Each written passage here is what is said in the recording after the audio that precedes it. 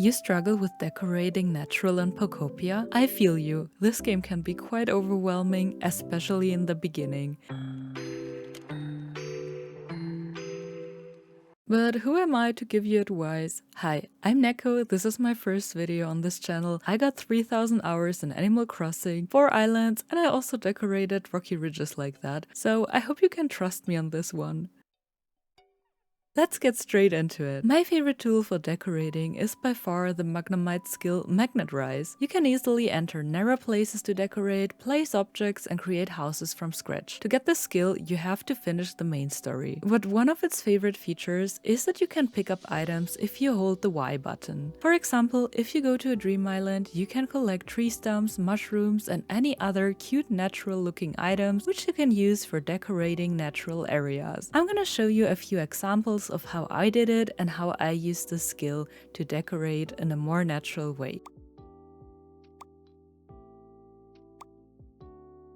I really love how it turned out, so I love using this. It's also perfect for building houses, as you can change the block size and decide if you want to replace blocks or add new ones, which makes decorating super easy. Also, if there is a big area of blocks that you don't like, and looking at you rocky ridges lava blocks, you can use magnamite to quickly replace them instead of removing all of them. This is how I cleared up the area very fast, or at least made it look a little bit nicer from then on. And you think your buildings are looking plain? Try adding plants. One easy hack for adding some natural touch to your area is adding vines to buildings. You can do two styles. One time is this one, which you can get by pressing leaf edge once and very quickly. And also the second style here by holding it a little bit longer. And I know sometimes it's pretty hard to place it, especially if it's a higher up place. Here you can just do it on a lower place, then pick it up with Magnet Rise again, and then place it on a different location. I love how easy that is and how fast you can decorate it by that. You can as well also like just pick it up from Dream Islands and just place it on your island. This is what I do a lot because that saves so much time. I really love it. And like in Animal Crossing, trees and plants make everything better in general. To add them easily on your island, you can pick them up from Dream Islands again, so you don't have to wait for them to fully grow out and you can just have them in your inventory and place them whenever you need them. And you can do that with flowers as well. I always just steal them from dream addresses so I can straight up use them for decorating without having to wait, and I love this method so much. And also, if you dig the trees into the ground, they can look so beautiful. Just remove a few blocks and place them in there, and this looks especially nice with the palm trees and makes it look like fern. I love that so much, and I use it a lot because it adds such a very natural and lush feeling to everything. And did you know that you can stunt tree growth in Pokopia? By adding 2 blocks and putting a plate on them, and afterwards removing the blocks so the plate is floating in the air, and digging a tree underneath it, the tree will stay small, which make everything seem more natural again. You can add different kind of trees in different kind of growing stages, which makes everything so beautiful. I loved using that in Animal Crossing already, and I won't stop doing that in Pokopia either. One thing that held me back from decorating was not having everything that I needed in terms of recipes. I really wanted that tree stump, but it took me so long to get it. I finally found a good way to complete all of my missing recipes. First of all, I used this Excel file to track all of my missing recipes. I will put the link in the description, and thank you so much to the original creator for doing that. I found it on Reddit, and after that I went on PokoWizard. That website is amazing. If you know Nookazon, I guess it will remind you of that. And on PokoWizard you can create an account and then create a wish list where you put all of the items that are missing in there, and now you will get an email every time someone has the item in their shop. You can browse through different islands, look at the codes, and then just go there and pick it up, because if you didn't know it, you can shop the inventory from other people's Poke Center. So if they have any special daily items that you want,